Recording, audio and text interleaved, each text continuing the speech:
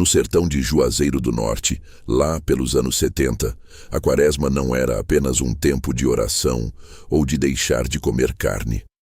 Para quem vivia naquelas terras de chão batido e sol forte, os 40 dias que antecedem a Páscoa carregavam um peso diferente no ar. Parecia que o mundo ficava mais quieto, mais pesado, e que o silêncio da noite escondia coisas que a luz do dia não tinha coragem de mostrar. Naquela época, o povo dizia que o mal andava solto, procurando uma brecha, um descuido, ou alguém teimoso o suficiente para desafiar as regras que vinham desde o tempo dos avós. Dona Almerinda era uma dessas pessoas que levavam o sagrado muito a sério. Viúva há alguns anos, ela vivia em uma casa de taipa simples, onde o cheiro do café coado se misturava com o cheiro da terra seca. Suas mãos eram calejadas pela lida na roça, mas nunca estavam ocupadas demais para segurar o terço. Para ela, a quaresma era um período de vigília constante. Ela acreditava piamente que depois que o sol se escondia atrás das serras, o terreiro da casa deixava de pertencer aos vivos. Mas dentro daquela mesma casa vivia Zé Pequeno, seu filho mais novo. Zé era um rapaz forte, de braços grossos e cabeça dura. Diferente da mãe, ele não tinha paciência para o que chamava de crendices. Para ele, o medo que as pessoas sentiam da quaresma era coisa de gente velha que não tinha o que fazer. Zé gostava de chegar tarde, de conversar na beira da estrada e de rir das histórias de lobisomem e visagens que os vizinhos contavam com os olhos arregalados. Ele achava que a coragem de um homem se provava no desafio, e não na reza. A rotina na casa de taipa mudava completamente assim que a quarta-feira de cinzas passava. Dona Almerinda redobrava os cuidados. A regra de ouro da casa era clara e não admitia discussões. Ninguém abria a porta depois das 8 horas da noite. Não importava quem chamasse, não importava o barulho que se ouvisse lá fora. Se alguém batesse, o silêncio deveria ser a única resposta. Ela também dizia que nunca se deve responder a assobios vindos do mato e que, se ouvisse o nome de alguém ser chamado na escuridão, era preciso fingir que não era com você. Zé Pequeno detestava esse clima. Ele via a mãe trancando a porta de madeira pesada, passando a tramela com um cuidado quase religioso e sentia uma mistura de irritação e deboche. Para ele, ficar preso dentro de casa por causa de assombrações era uma perda de tempo. Ele queria estar no terreiro, sentindo o vento da noite, ou talvez indo até a vila ver o movimento. Mas Dona Almerinda não cedia. Ela olhava para o filho com aqueles olhos cansados, mas cheios de uma certeza que chegava a incomodar. E dizia que o respeito aos antigos era o que mantinha a alma no corpo.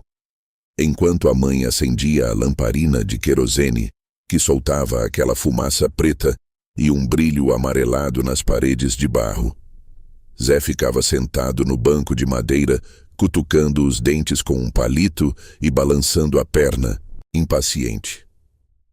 Ele olhava para as frestas da parede, por onde às vezes passava um fiozinho de vento frio, e pensava em como tudo aquilo era bobagem. O interior do Ceará, naquela década, era um lugar de pouca luz e muitos mistérios, mas Zé Pequeno se achava moderno demais para cair naquela conversa. Dona Almerinda, sentada em sua cadeira de balanço, começava o primeiro terço da noite. O som baixinho das orações dela era o único barulho que preenchia a sala, além do estalo da lenha que ainda terminava de queimar no fogão. Ela rezava por Zé, pedindo que a teimosia dele não atraísse o que não devia. Ela conhecia o filho que tinha e sabia que o ceticismo dele era uma porta aberta para o perigo. No sertão, o que você não acredita é exatamente o que acaba vindo te buscar para provar que existe. Antes de continuarmos, se inscreva no canal e conte para nós nos comentários de onde você está assistindo. A convivência entre os dois era esse cabo de guerra silencioso. De um lado, a fé inabalável de uma mãe que via sinais em cada sombra que se movia sob o pé de Juazeiro no quintal. Do outro, o filho que via apenas árvores e vento. O cotidiano na roça era simples, mas durante aquelas semanas tudo parecia ter um significado oculto. O jeito que os bichos se calavam, o brilho diferente das estrelas, até o gosto da água parecia mudar quando o calendário marcava o tempo de resguardo. Zé Pequeno costumava dizer que se alguma coisa quisesse aparecer para ele, que aparecesse logo, para ele resolver a parada. Dona Almerinda se benzia na hora, repreendendo o filho com um olhar severo. Ela dizia que a boca fala e o ouvido do inimigo é ligeiro. Para ela, a quaresma era um tempo de recolhimento, onde o homem devia se fazer pequeno diante do mistério de Deus e da força do que é oculto. Mas Zé apenas dava de ombros e ia se deitar, bufando de raiva por ter que dormir tão cedo só por causa dos tempos do resguardo. Ele mal sabia que o aviso dos antigos não era um capricho, mas uma proteção que ele estava prestes a testar da maneira mais difícil. Enquanto o silêncio da noite lá fora se tornava cada vez mais denso, algo no escuro do sertão parecia estar apenas esperando que a primeira regra fosse quebrada. A primeira semana da quaresma entrou na casa de Dona Almerinda, trazendo um peso diferente para o ar do sertão. No Juazeiro do Norte daqueles tempos, o céu parecia ficar mais fundo, e as estrelas brilhavam com uma luz fria que não aquecia nem a alma, nem o corpo. Dona Almerinda já tinha mudado o seu jeito de andar e de falar. Ela se movia pela casa de taipa, como se estivesse em um lugar sagrado, evitando fazer barulho desnecessário e mantendo os olhos sempre baixos, como se temesse encontrar algo que não deveria ver. Zé Pequeno, por outro lado, parecia mais irritado do que o normal. Para ele, o silêncio da mãe e aquela vigilância toda eram uma bobagem sem tamanho que só servia para deixar a casa triste e o tempo mais devagar. Naquela noite, a lua cheia surgiu no horizonte como uma bola clara e pálida. Ela iluminava o terreiro de um jeito que fazia tudo parecer diferente, quase como se fosse outra terra. As sombras do pé de juazeiro, que durante o dia traziam um abrigo bom para o descanso do sol forte, agora se esticavam pelo chão batido como dedos compridos e tortos que tentavam alcançar as paredes. Zé Pequeno estava sentado no banco de madeira perto da mesa, tentando consertar uma correia de couro que tinha arrebentado na lida. A lamparina de querosene estava quase no fim, soltando aquele cheirinho de óleo queimado que impregnava as paredes de barro e deixava o ambiente com um brilho amarelado e cansado. Ele bufava de vez em quando, olhando de soslaio para a mãe que estava sentada em um canto da sala, com o terço enrolado na mão e os lábios se mexendo sem soltar som nenhum. Foi exatamente nesse momento que o primeiro sinal se manifestou no terreiro. Do lado de fora, vindo da direção do mato seco que cercava a propriedade, surgiu um assobio. Não era um assobio de gente chamando outra pessoa, e nem o canto de um pássaro noturno como a coruja ou o bacurau. Era um som fino, agudo e muito longo. Parecia um fio de ar passando por uma fresta muito apertada, mas tinha uma melodia estranha por trás. Uma música triste e de arrepiar que parecia subir e descer conforme o vento soprava nas árvores. Zé Pequeno parou o que estava fazendo na mesma hora. Ele inclinou a cabeça para o lado, tentando entender de onde vinha aquilo. O som parecia estar longe, lá na beira da estrada, mas, em um piscar de olhos, parecia ter pulado para dentro do terreiro, bem perto da janela de madeira. Dona Almerinda parou de mexer os lábios imediatamente. Ela ficou imóvel, com os olhos arregalados fixos na porta trancada pela tramela pesada. O rosto dela, já marcado pelo tempo e pelo trabalho duro sob o sol, ficou pálido sob a luz fraca da lamparina. Ela não olhou para o filho, mas sua mão apertou o terço com tanta força que as contas de madeira estalaram uma contra a outra. Ela sabia o que era aquilo. Não precisava de explicação ou de prova. No sertão, aquele tipo de assobio na primeira semana da quaresma tinha nome e tinha dono, mas ela não ousaria dizer nada em voz alta. O medo dela era tão real que Zé Pequeno sentiu um calafrio subir pelas costas, mesmo que ele se recusasse a admitir que estava ficando assustado com um simples assobio. Para disfarçar o incômodo que sentia, o rapaz soltou uma risada curta e seca. Ele jogou a correia de couro sobre a mesa de madeira e disse que devia ser algum moleque da vizinhança querendo pregar uma peça nos outros. Ele falou que ia lá fora dar uma lição em quem quer que fosse que estivesse perturbando o sossego da casa de noite. Mas quando ele fez menção de se levantar do banco, o assobio parou de repente. Foi um silêncio tão pesado que parecia que o mundo tinha parado de girar. Não se ouvia o grilo no mato, não se ouvia o vento nas folhas do juazeiro, nem o respirar dos bichos no curral. Era como se a natureza inteira estivesse prendendo o fôlego, esperando o próximo passo de algo perigoso. Zé Pequeno ficou parado com a mão no joelho, sem completar o movimento de levantar. Ele esperou alguns segundos com o ouvido atento a qualquer estalo. Quando ele pensou que o barulho tinha acabado e começou a relaxar os ombros, o assobio voltou com mais força. Dessa vez, ele estava muito mais perto.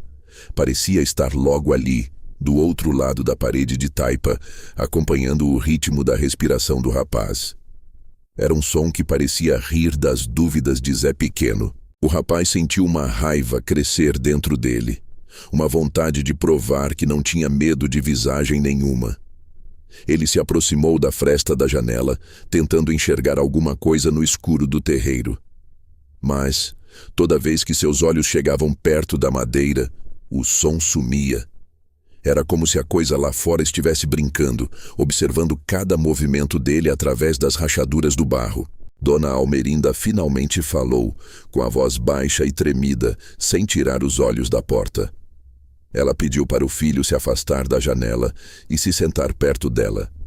Ela disse que o que estava lá fora não era gente de carne e osso e que aquilo não queria briga, queria apenas uma brecha, um sinal de que alguém estava ouvindo o seu chamado.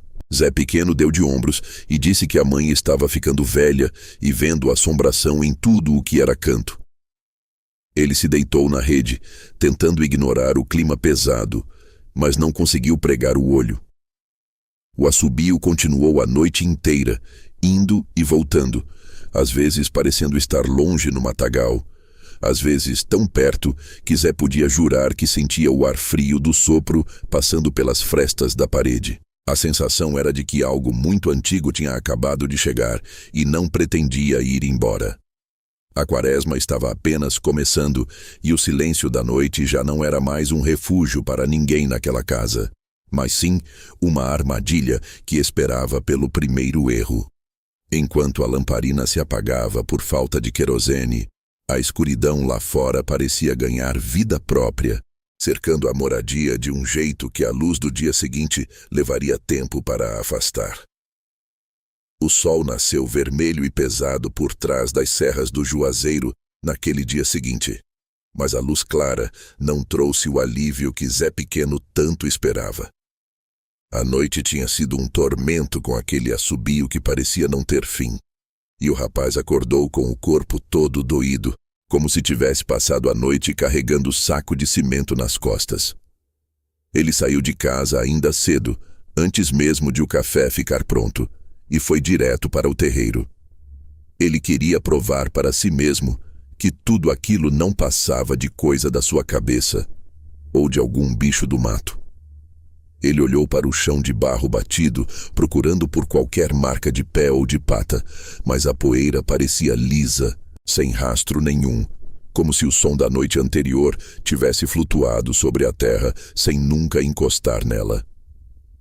Aquilo o irritou mais do que o medo. Ele chutou uma pedra e voltou para dentro, encontrando Dona Almerinda já de pé, preparando o fogo de lenha com a mesma calma silenciosa e devota de sempre. Não demorou muito para que o silêncio da manhã fosse interrompido por passos lentos e pesados que vinham da estrada de terra. Zé Pequeno olhou pela porta e viu seu Damião se aproximando. Seu Damião era um homem feito de sol e trabalho. um vizinho antigo que morava no sítio vizinho e que nunca foi de se assustar com pouca coisa. Mas naquela manhã, ele parecia outra pessoa.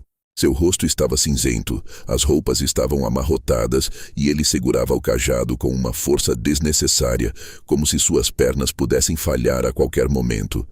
Ele nem sequer deu o bom dia de costume. Apenas parou na entrada, tirou o chapéu de couro e pediu licença para entrar e tomar um gole de água. Dona Almerinda, percebendo a aflição do vizinho, serviu uma caneca de alumínio com água fresca do pote e depois uma xícara de café bem forte. Seu Damião sentou no banco de madeira e as mãos dele tremiam tanto que o café derramou um pouco no chão. Ele olhou para Zé Pequeno e depois para a velha e disse que o que aconteceu na casa dele naquela noite foi coisa que ele nunca viu em 50 anos de sertão. O relato começou baixo, quase num sussurro, como se ele tivesse medo de que as paredes estivessem escutando. Ele contou que, por volta da meia-noite, ouviu um barulho de algo rodeando o seu curral. Achou que era ladrão ou algum cachorro do mato querendo pegar as criações. Então pegou a espingarda e saiu para ver. O que ele encontrou, porém, não foi gente nem bicho conhecido. Seu Damião descreveu que, ao chegar perto do cercado, sentiu um cheiro de coisa velha e seca. Um cheiro que não era de carniça, mas que incomodava o nariz. No chão do terreiro, debaixo da luz da lua, ele viu marcas que o deixaram sem dormir. Não eram pegadas de pés humanos e nem de patas de animais da região. Eram rastros de cascos muito finos, compridos e pontiagudos, que entravam fundo na terra seca como se fossem feitos de ferro pesado. Ele disse que o rastro não ia para lugar nenhum. Ele apenas circulava a casa e o curral, fazendo um círculo perfeito, como se estivesse marcando o território ou cercando a alma de quem estava lá dentro. Mas o pior ainda estava por vir. Seu Damião contou, com os olhos marejados de revolta e temor, que quando entrou no curral para conferir os animais, encontrou o seu melhor bode preto estirado no chão. O animal era o orgulho do sítio, forte e saudável, mas estava morto. O estranho é que não havia um único corte no bicho. Não tinha marca de dente no pescoço, nem sinal de luta ou de sangue espalhado pelo chão. O bicho estava inteiro, mas o corpo estava rígido, duro como se tivesse sido transformado em madeira de um segundo para o outro. E os olhos do bode estavam virados para trás, mostrando apenas o branco, num olhar de puro pavor que seu Damião disse que nunca mais ia esquecer enquanto vivesse. Era como se o animal tivesse visto algo tão terrível que o coração parou de uma vez só, sem dar tempo nem de soltar um berro. Zé Pequeno tentou argumentar, buscando uma explicação lógica. Ele sugeriu que o bode pudesse ter comido alguma planta ruim, ou que uma cobra tivesse picado o bicho durante o sono. Mas seu Damião balançou a cabeça de um jeito firme e disse que o rastro dos cascos finos estava exatamente ao redor do corpo do animal. Ele avisou ao rapaz que não tentasse explicar as coisas da quaresma com as regras do mundo comum. O velho disse que as doenças desse período não vêm para o corpo, mas sim para o espírito das pessoas e dos bichos. Ele afirmou que o que estava andando por ali era uma entidade que cobrava dívidas que a gente nem sabia que tinha. Dona Almerinda ouvia tudo em silêncio, apertando o terço entre os dedos. Ela sabia que o aviso de seu Damião era sério e que o rastro de medo que ele trazia no relato era apenas o começo de algo maior. O vizinho terminou o café e se levantou, dizendo que ia voltar para casa para enterrar o bicho e passar sal grosso em volta de todas as entradas da sua propriedade. Antes de sair, ele olhou bem nos olhos de Zé Pequeno e deu um conselho profético. Disse que a teimosia era a porta aberta para o mal entrar e que se o rapaz continuasse achando que tudo era brincadeira, ele acabaria encontrando algo no escuro que não ia querer ver. A visita de seu Damião deixou um rastro de dúvida até no coração de Zé Pequeno, que agora olhava para o terreiro ensolarado e via sombras onde antes só havia poeira. A sensação era de que o cerco estava se fechando e que a proteção da casa de Taipa estava ficando pequena demais para o tamanho do perigo que rondava o Juazeiro. Dona Almerinda não esperou o sol se esconder totalmente para tomar uma decisão. O relato de seu Damião tinha sido o empurrão que faltava para ela entender que a situação não se resolveria apenas com portas trancadas. Ela olhou para Zé Pequeno, que ainda tentava disfarçar o tremor nas mãos, mexendo em uma cela velha no canto do alpendre, e avisou que ia buscar Dona Quitéria. O rapaz até ensaiou uma reclamação, dizendo que aquilo era invenção de gente velha e que o povo da roça gostava de aumentar as histórias para assustar os outros. Mas a verdade é que o silêncio daquela tarde estava pesado demais. O céu tinha uma cor de ferrugem e o vento, que costumava ser quente e seco, trazia um arrepio que não combinava com o mormaço do Juazeiro. Dona Almerinda pegou seu cajado, ajeitou o terço no pulso e saiu pela estrada, deixando o filho sozinho com seus pensamentos e o medo que ele se recusava a confessar. Não demorou muito para que a silhueta das duas mulheres aparecesse na curva do caminho. Dona Quitéria não era uma mulher grande, mas a presença dela parecia preencher todo o espaço por onde passava. Ela era a benzedeira mais respeitada da região, uma mulher que carregava no rosto as marcas de muitos anos de oração e de enfrentamento com as coisas que o povo comum prefere não acreditar.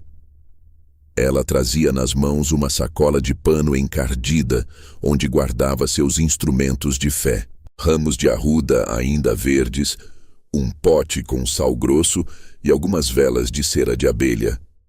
Zé Pequeno observou da porta, tentando manter o ar de deboche, mas sentiu um nó na garganta quando os olhos de Dona Quitéria se cravaram nos dele. Antes mesmo de colocar os pés dentro da casa, a benzedeira parou no meio do terreiro. Ela não olhou para as paredes ou para o teto, mas sim para o ar vazio. Dona Quitéria começou a farejar o ambiente, movendo a cabeça de um lado para o outro, como se estivesse buscando um rastro na brisa. Ela fechou os olhos por um momento e murmurou que a tentação já tinha se instalado ali. Ela disse que o cheiro não era de bicho morto, mas de algo que apodreceu antes mesmo de ter vida. Era um cheiro de enxofre misturado com poeira de cemitério, algo que só quem tinha os sentidos treinados pela fé conseguia perceber. Zé Pequeno sentiu um calafrio subir pela espinha, mas continuou calado, observando a mulher começar o seu trabalho. Dona Quitéria pediu que Dona Almerinda buscasse uma caneca com água da primeira sangria do pote.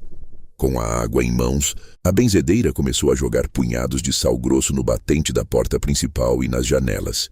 Ela fazia movimentos rápidos, cruzando o ar com os ramos de arruda, enquanto rezava baixo, num som que parecia um sussurro constante, como se estivesse conversando com alguém que Zé Pequeno não podia ver.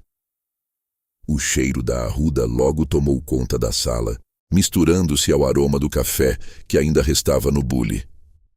Era um cheiro forte, que parecia limpar o peso que estava sobre os ombros de todos ali dentro.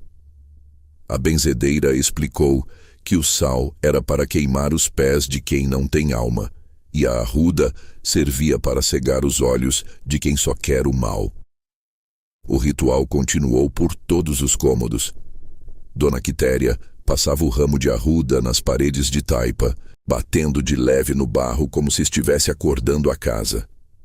Ela dizia que a casa de uma pessoa é o seu castelo espiritual e que nenhuma brecha poderia ser deixada aberta durante a quaresma. Zé Pequeno acompanhava tudo de longe, sentindo-se um estranho na própria casa. Ele via a seriedade no rosto da mãe e a determinação de Dona Quitéria. E por um instante, a sua descrença começou a desmoronar. O ambiente parecia ter ficado mais claro, mais leve, como se uma cortina de fumaça invisível estivesse sendo puxada para fora. No entanto, conforme a luz do dia ia embora de vez e as sombras do Juazeiro lá fora começavam a esticar, o clima mudou novamente. Dona Quitéria parou no meio da cozinha e pediu silêncio. Ela inclinou a cabeça para o lado, escutando algo que vinha de longe. De repente, o som que todos temiam voltou. Era o assobio. Mas desta vez, ele não estava vindo da mata ou do meio da estrada.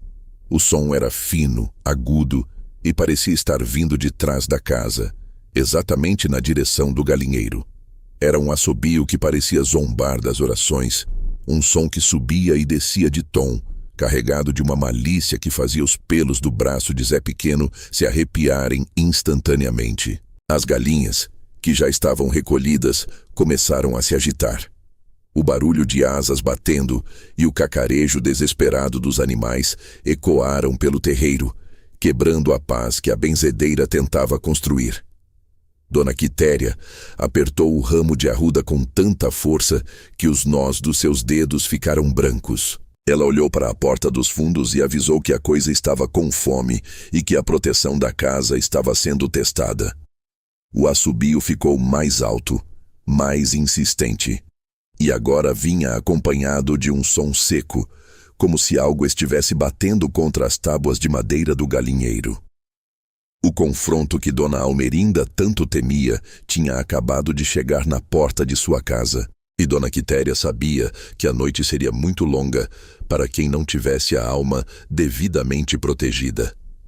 As galinhas pararam de gritar de repente. O silêncio que veio logo depois foi muito pior do que o barulho do ataque no galinheiro. Zé Pequeno sentiu um impulso forte de abrir a porta dos fundos e correr até lá com seu facão, mas Dona Quitéria foi mais rápida do que ele. Ela se colocou na frente da porta, com o corpo pequeno, mas firme, e os olhos fixos nos dele. A benzedeira avisou que se ele desse um passo para fora daquela casa, ela não teria como garantir a volta dele. A voz dela não tinha nenhum tremor, era uma ordem carregada de uma autoridade que o rapaz nunca tinha visto em ninguém.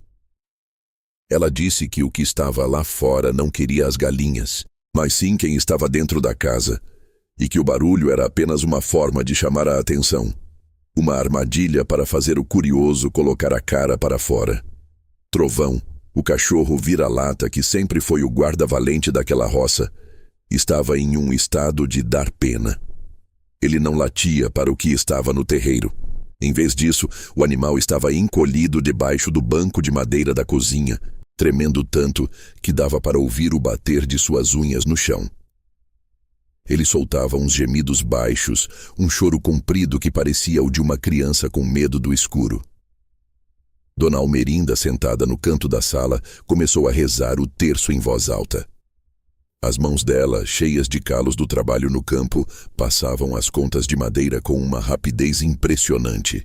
A luz da lamparina de querosene que ficava sobre a mesa balançava conforme o vento soprava pelas frestas, criando sombras compridas que pareciam se mexer sozinhas nas paredes de barro da casa de taipa. Foi nesse momento que o som mudou. Não era mais o assobio fino que eles ouviam antes. Agora, o que vinha do terreiro era um barulho rítmico e seco. Toque, toque, toque. Era o som de algo batendo no chão de barro batido, o chão que o sol do dia tinha deixado duro como pedra. Parecia o som de cascos de um animal grande, mas o peso era estranho. Dava para sentir a vibração subindo pela sola dos pés de quem estava dentro da casa. Zé Pequeno sentiu o suor frio escorrer pelas costas. Ele tentou pensar que era apenas um bode que tinha escapado do cercado de algum vizinho, ou quem sabe um cavalo perdido na noite da quaresma. Mas o ritmo daquela caminhada não era de bicho. Aquilo estava rodeando a casa, dando voltas lentas, parando de vez em quando embaixo das janelas, como se estivesse farejando o medo de quem estava lá dentro. Dona Quitéria não ficou parada esperando o pior acontecer. Ela pegou o pote de sal grosso que tinha trazido na sua bolsa e começou a fazer um trabalho cuidadoso. Ela se ajoelhou no chão e começou a espalhar o sal em uma linha contínua, bem rente à base da porta principal e das janelas da sala. Ela dizia, entre um murmúrio de oração e outro, que o círculo precisava ser fechado e que a proteção não admitia nenhuma falha.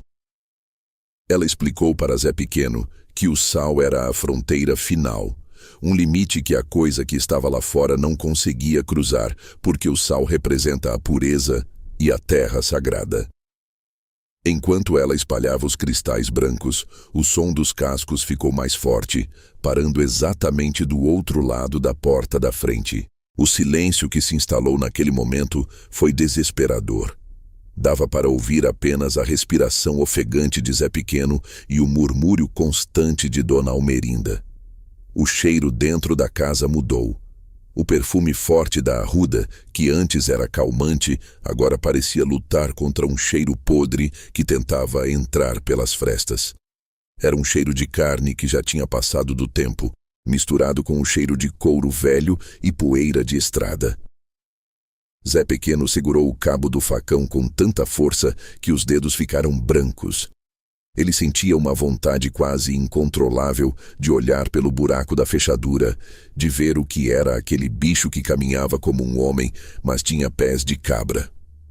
Dona Quitéria percebeu o movimento do rapaz e deu um tapa no ar, como se estivesse afastando um mosquito.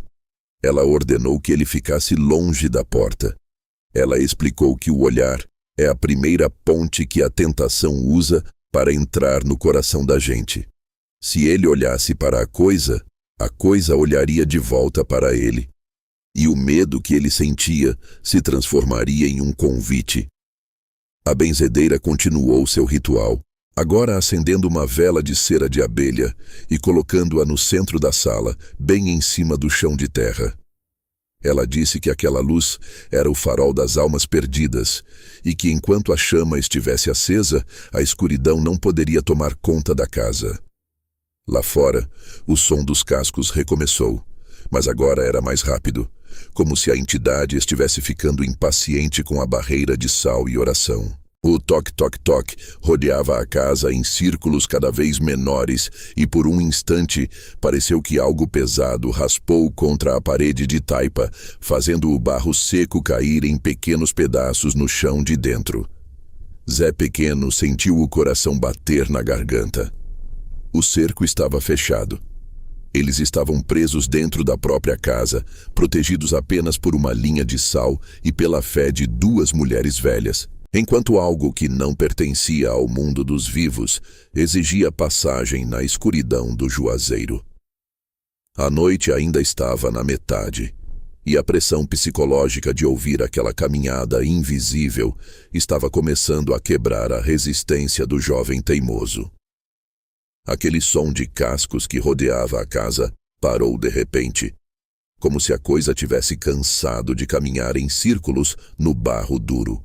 O silêncio que veio depois não trouxe paz, trouxe uma aflição que pesava no peito de todo mundo ali dentro.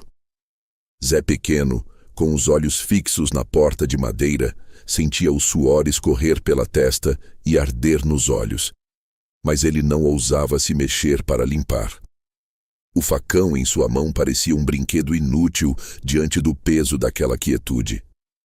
Foi quando, vindo do meio do terreiro, bem de perto de onde ficava o Juazeiro Velho, surgiu um som que fez o sangue do rapaz gelar de um jeito que o frio da noite nunca conseguiria. Não era um assobio, nem o barulho de bicho. Era uma voz mansa, rouca, que Zé Pequeno conhecia desde que era um menino pequeno. Zé, meu filho, abre aqui para o seu pai. Eu caminhei tanto, Zé. Meus pés estão cansados e essa noite está gelada demais para um velho ficar no sereno. O rapaz sentiu os joelhos fraquejarem na hora. O cabo do facão quase escapou de sua mão suada. Aquela era, sem dúvida nenhuma, a voz de seu pai. O homem que ele tinha ajudado a carregar o caixão fazia 3 anos no cemitério de Juazeiro do Norte. Cada inflexão, o jeito de puxar o som das palavras, era exatamente igual. O coração de Zé Pequeno disparou, martelando contra as costelas como se quisesse pular para fora. Por um segundo, todo o ceticismo que ele carregava se despedaçou. Ele não pensou em assombrações ou em entidades da quaresma. Ele só sentiu uma saudade imensa que subiu pela garganta, um nó que apertava e tirava o fôlego. Dona Almerinda, Ao ouvir o chamado, soltou um gemido abafado e levou as mãos à boca, perdendo a força nas pernas. O terço escapou de seus dedos e caiu silencioso sobre o chão de barro. As lágrimas começaram a correr pelo rosto sulcado da viúva, brilhando sob a luz fraca da lamparina. Ela olhou para a porta com uma mistura de esperança e pavor que era de cortar o coração. João! Ela sussurrou tão baixo que quase não se ouviu, mas a voz lá fora parecia ter ouvidos de lince e respondeu na mesma hora, com uma doçura que doía. Almerinda, minha velha, diga para o nosso menino abrir a porta. Eu trouxe as sementes que prometi antes de partir. A noite está muito escura e eu me perdi no caminho das pedras. Deixa eu entrar para perto do calor do fogão de lenha, só um pouquinho. Zé Pequeno deu um passo em direção à porta. A mão dele, trêmula, se estendeu para o ferrolho de ferro que trancava a entrada. Naquela hora, ele esqueceu o aviso de seu Damião sobre o bode morto, esqueceu os cascos que tinha ouvido minutos antes, esqueceu até as orações da mãe. Tudo o que restava era aquela voz que parecia um abraço quente em meio ao inverno do sertão. Mas antes que os dedos dele encostassem no metal frio, uma mão seca e forte como uma raiz de árvore agarrou seu pulso com força. Era Dona Quitéria. A benzedeira olhou nos olhos do rapaz com uma firmeza que parecia vir de outro mundo. Ela não estava chorando e não estava confusa. Ela balançou a cabeça negativamente e apertou o braço dele até os dedos do rapaz perderem a cor. Com um gesto bruto, ela puxou Zé Pequeno para o centro da sala, longe das frestas da porta. Ela encostou o rosto perto do dele e sussurrou que aquilo não era o pai dele. Quitéria explicou que o mal não tem rosto próprio durante a quaresma. Então ele rouba o que as pessoas têm de mais sagrado para conseguir o que quer. A entidade estava procurando uma brecha na alma de Zé Pequeno. Quitéria disse que a teimosia do rapaz e a dor que ele ainda guardava pela morte do pai eram como portas abertas para a tentação entrar. O espírito sabia que não conseguiria derrubar a proteção de sal e oração com força bruta, então agora tentava entrar pelo sentimento, enganando o coração. O que está lá fora se alimenta do que você sente falta, Zé. Ela explicou com pressa. Ela avisou que se ele respondesse, mesmo que fosse um único "quem é?", ele estaria dando permissão para a coisa entrar. E aí nem toda a reza do mundo poderia salvar a vida deles naquela noite. Lá fora, a voz mudou de tom de novo. O que era um pedido manso começou a virar uma lamentação desesperada. A voz do pai dizia que estava sendo perseguido por bichos pretos, que sentia a pele queimar e que precisava da ajuda do filho para não sofrer mais. Zé Pequeno sentia o peito arder. Era uma tortura ouvir aquele sofrimento e não poder abrir a porta para ajudar. Ele olhou para Dona Almerinda, que estava encolhida no canto, tapando os ouvidos com as mãos e balançando o corpo para frente e para trás, tentando não escutar o chamado do marido morto. Dona Quitéria ordenou silêncio absoluto com um gesto de mão. Ela explicou que o silêncio era a única arma que restava para eles agora. Se eles ficassem mudos e sem reação, a entidade perderia o rastro deles dentro da casa, como se eles deixassem de existir. A benzedeira pegou o ramo de arruda e começou a benzer o ar em volta de Zé Pequeno, tentando fechar as feridas que a dúvida tinha aberto no espírito do rapaz. Ela murmurava que a carne era fraca, mas que a alma precisava ser de pedra para aguentar o teste. O tempo parecia ter parado dentro daquela sala de taipa. O cheiro de querosene da lamparina se misturava ao cheiro de sal e ao suor do medo. A voz lá fora parou de chorar e ficou em silêncio por um tempo que pareceu uma eternidade. Então, o tom mudou completamente. Agora não era mais o pai pedindo ajuda. Era uma voz fria, sem vida, que começou a repetir o nome de Zé Pequeno sem parar, como se estivesse contando os minutos. Zé Pequeno. Zé Pequeno. Zé Pequeno. A cada vez que o nome era dito, o som parecia vir de um lugar diferente. Da janela da cozinha, do teto de palha, debaixo do assoalho. A coisa estava procurando outra entrada, testando os nervos de quem estava ali trancado. Zé Pequeno fechou os olhos com força, tentando apagar a imagem do pai da sua mente, enquanto o eco daquela voz estranha começava a vibrar dentro de seus próprios ouvidos. O silêncio que se seguiu àquela repetição hipnótica do nome de Zé Pequeno era tão pesado que parecia que o ar tinha virado chumbo dentro da sala. Dona Quitéria continuava imóvel, com os lábios se movendo numa prece muda carregada de fé. Dona Almerinda estava encolhida num canto, com as mãos nos ouvidos, tentando se esconder do mundo perigoso lá fora. Mas Zé Pequeno, apesar do medo, sentia uma curiosidade teimosa crescendo no peito. Ele não aceitava ficar ali, acuado como um bicho, ouvindo a voz do pai pedindo ajuda e se negando a olhar. Movido por um impulso que não soube frear, o rapaz começou a se arrastar pelo chão de terra batida. Ele foi se aproximando da pequena janela da sala, que era coberta por uma cortina de retalhos. A cada centímetro que avançava, o frio na sala aumentava, um gelo seco que parecia vir de dentro dos próprios ossos. Quando chegou perto da janela, ele parou, ouvindo o próprio coração bater forte contra as costelas. Zé Pequeno estendeu a mão trêmula e, com a ponta dos dedos, afastou apenas um pedacinho do pano para espiar o terreiro sob a luz da lua. Ele viu a luz da lua, branca e fria, iluminando tudo como se o sertão estivesse coberto por sal. As sombras das árvores pareciam garras esticadas no chão de barro. Seus olhos foram direto para o juazeiro velho. Debaixo da árvore, onde a sombra deveria ser apenas um borrão escuro, ele viu um vulto que fez seu sangue parar nas veias. Era uma figura alta, muito mais que um homem, mas estava toda torta, com os membros parecendo galhos secos que tinham sido quebrados. No topo daquela cabeça, 2 chifres longos e retorcidos apontavam para cima. A coisa não se mexia, mas o rapaz sentia que ela estava olhando fixamente para a fresta da janela. O terror foi tão grande que a mente de Zé Pequeno deu um estalo de pura confusão. Ele esqueceu os avisos de seu Damião, as orações da mãe e as ordens severas de Dona Quitéria. A imagem do pai sofrendo no sereno voltou com tudo na sua cabeça, misturada àquela visão assustadora.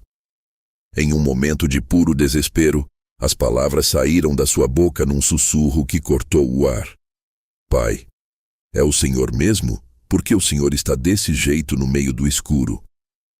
Ele queria uma resposta, mas não estava pronto para o que viria depois. No mesmo instante em que ele terminou de falar, o mundo pareceu desabar sobre a pequena casa de taipa. Um vento súbito e violento soprou com uma força incrível dentro da sala fechada. A chama da única vela que Dona Quitéria mantinha acesa apagou num estalo seco, deixando todos no breu mais completo. O cheiro de arruda e proteção foi trocado na hora por um odor podre, de carniça velha e terra de cemitério revirada que parecia brotar do chão. Zé Pequeno sentiu um baque no peito, como se tivesse levado um soco invisível que tirou todo o seu fôlego e sua coragem. Dona Almerinda soltou um grito de pavor no escuro, enquanto Dona Quitéria deu um suspiro pesado de quem sabia que o pior tinha acontecido. No terreiro, o silêncio também acabou de forma brutal. O som dos cascos recomeçou, mas agora era um galope frenético e pesado, que fazia as paredes de taipa, que pareciam fracas demais, tremerem. O barulho do toc-toc-toc agora parecia vir de todos os lados ao mesmo tempo, como se várias criaturas estivessem circulando a casa em alta velocidade, cercando qualquer chance de fuga que eles pudessem imaginar ter.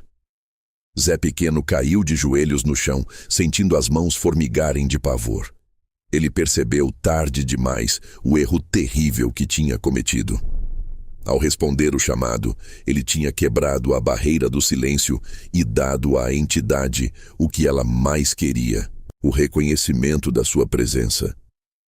Ele tinha aberto a brecha na alma que a benzedeira tanto tentou proteger. Tateando no escuro, ele encontrou a mão gelada e suada da mãe e o braço firme de Quitéria. Eles se amontoaram no centro da sala, formando um pequeno bloco de medo contra a escuridão. Lá fora, o barulho dos cascos parou de repente bem na frente da porta da entrada principal.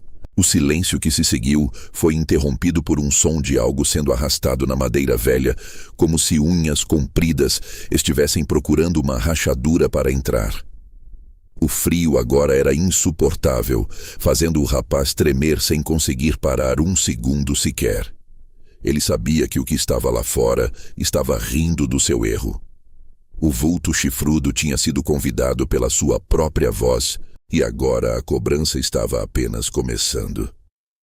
A noite de Quaresma ia cobrar o seu preço final, e o rapaz sentia que a porta não seria suficiente para segurar o que ele tinha chamado para dentro de casa. As pancadas na porta não eram mais como batidas de gente pedindo entrada.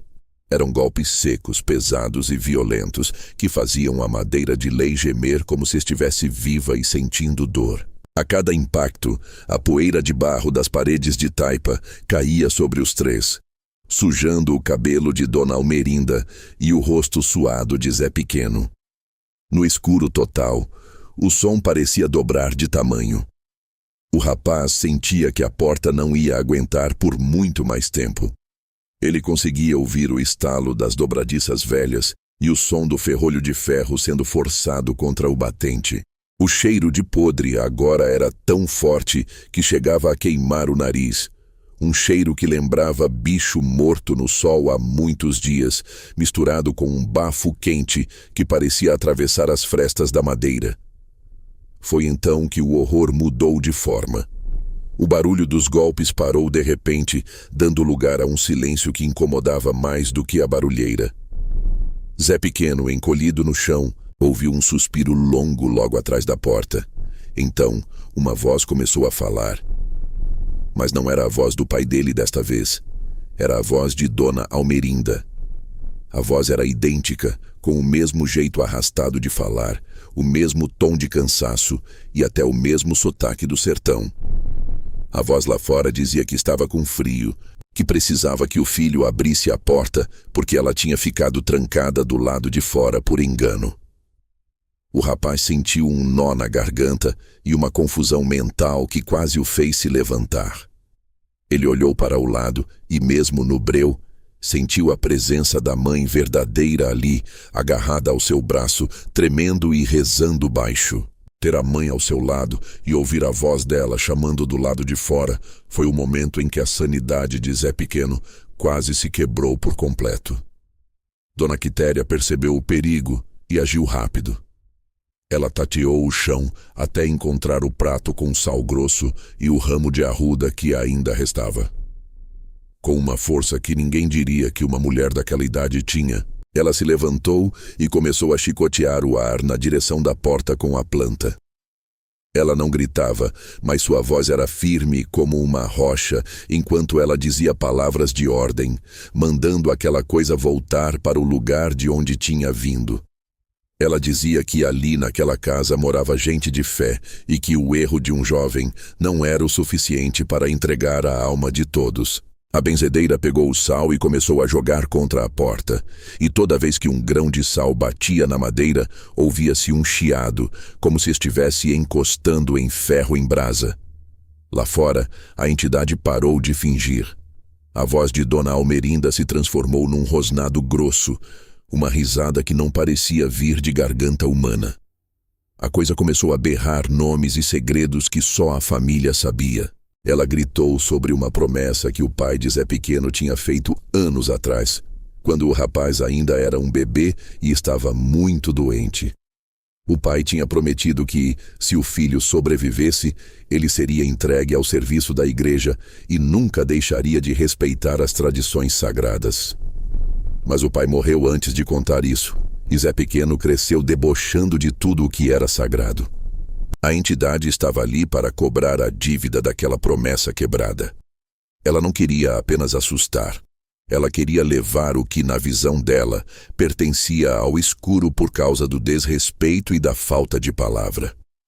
Zé Pequeno chorava sem soluçar, com o rosto encostado no chão de terra. Ele entendeu que sua teimosia não era apenas um jeito de ser, mas uma porta aberta para algo muito antigo e faminto. Dona Almerinda, ouvindo sobre a promessa do marido falecido, tirou forças de onde não tinha. Ela se juntou a Dona Quitéria e juntas as duas começaram a recitar a oração de São Bento com uma força que parecia iluminar o quarto, mesmo sem velas. O clima na sala começou a mudar. O frio de gelar os ossos foi sendo substituído por um calor que vinha do peito das duas mulheres.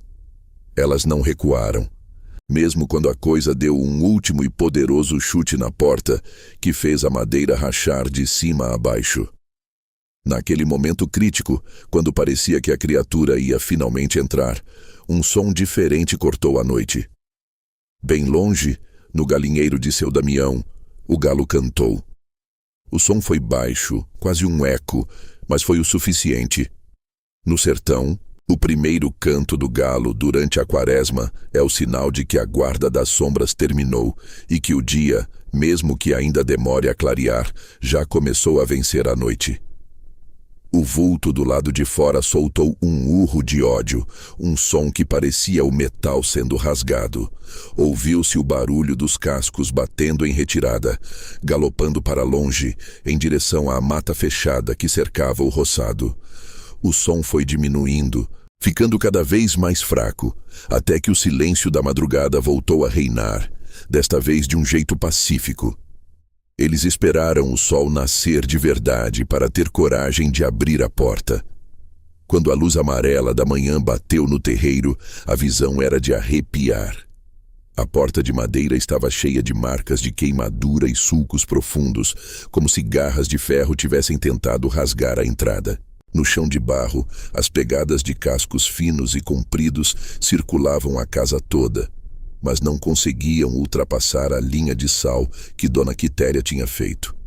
Debaixo do juazeiro velho, a grama estava seca e preta, como se tivesse sido tostada por um fogo invisível. Zé Pequeno saiu para o terreiro com as pernas bambas. Ele olhou para a mãe e para a benzedeira e não disse uma palavra. Ele não precisava. O brilho de compreensão nos olhos dele mostrava que o rapaz que entrou naquela casa na noite anterior não era o mesmo que saía agora. A quaresma continuou, mas o silêncio na casa de Dona Almerinda agora era de respeito, não de medo. Zé Pequeno nunca mais zombou das histórias dos antigos ou deixou de cumprir os preceitos da sua gente. Ele aprendeu, da forma mais dura possível, que o sertão guarda mistérios que a razão não explica e que a proteção dos velhos não é bobagem, mas a única coisa que separa o homem das garras do que espreita no escuro. A dívida da promessa foi paga com a mudança de vida do rapaz, que passou a honrar a memória do pai e a fé da mãe. E em Juazeiro do Norte, até hoje, as pessoas contam essa história para lembrar aos mais novos que, na quaresma, é melhor calar e rezar, porque as vozes que chamam lá fora nem sempre são de quem a gente ama, e os avisos dos antigos nunca devem ser ignorados.